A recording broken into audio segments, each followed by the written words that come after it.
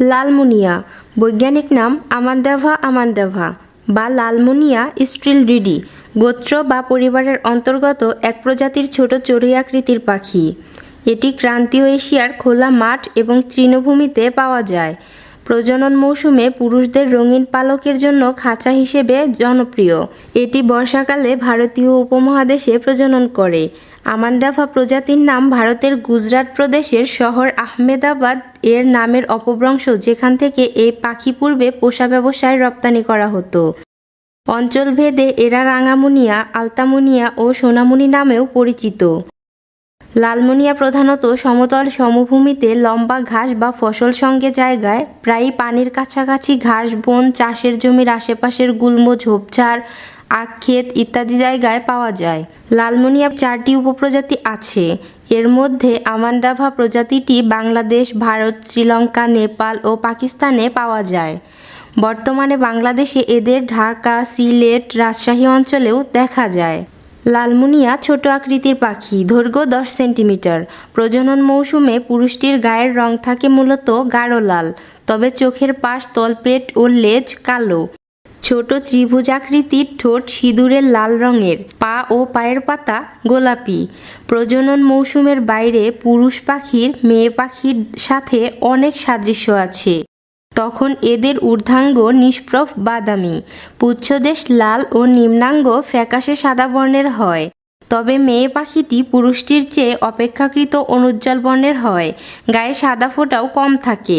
অপ্রাপ্তবয়স্ক পাখি অনেকটা হালকা হলদেটে বাদামি। লেজ কালচে, ঠোঁট হলদেটে, পা ও পায়ের পাতা গোলাপি। পাখিটির একটি বৈশিষ্ট্য হচ্ছে ঋতু পরিবর্তনের সাথে সাথে এদের ঠোঁটের রঙও পরিবর্তিত হয়। মে মাসে এই ঠোঁটের রং লাল হতে শুরু করে এবং নভেম্বর-ডিসেম্বর মাসে অন্ধকার হয়ে যায়। এরপর এপ্রিল মাসে ঠোঁট দ্রুত কালো হয়ে যায়। এদের মূল খাদ্য ধান, কাউন, তিল, সর্ষে, বিভিন্ন রকমের ঘাসের বীজ, ছোট ছোট পোকামাকড় সহ নানান রকম ডাল। ঝাঁক বেঁধে খুব দ্রুত ডানা ঝাপটে উড়ে যাওয়ার সময় সাধারণত উচ্চগ্রামে শিপ শব্দে ডাকে। মে থেকে ফেব্রুয়ারি মাসে এদের প্রজনন সময়। এ সময় পুরুষ পাখি ঘাস ও নলের ডাঁটার উপরে বসে মেয়ে পাখিকে আকৃষ্ট করার জন্য গান গায়। পানির কাছে কাটা ঝোপের নিচুতে ঘাস দিয়ে গোল বাসা বানায়। 8 থেকে 10টি ডিম দেয়। ডিমের রং সাদা। 12 থেকে 16 দিনে ডিম ফুটে ছানা বের হয়। আর ছানা ফোটার 19 থেকে 24 দিনে এরা বাসা থেকে উড়াল দেয়। দুজনে মিলে বাচ্চাদেরকে লালন পালন করে। কোন একদল জীব পৃথিবীতে কী হারে বেঁচে আছে এবং ভবিষ্যতে তাদের বিলুপ্ত হওয়ার সম্ভাবনা কতটুকু, তা তাদের সংরক্ষণাবস্থার মাধ্যমে প্রকাশ করা হয়। সাধারণত প্রজাতিকে একক ধরে সংরক্ষণাবস্থা বিচার করা হয়। কেবলমাত্র জীবের মোট সংখ্যা বিবেচনায় এনে তাদের সংরক্ষণাবস্থা বিচার করা হয় না।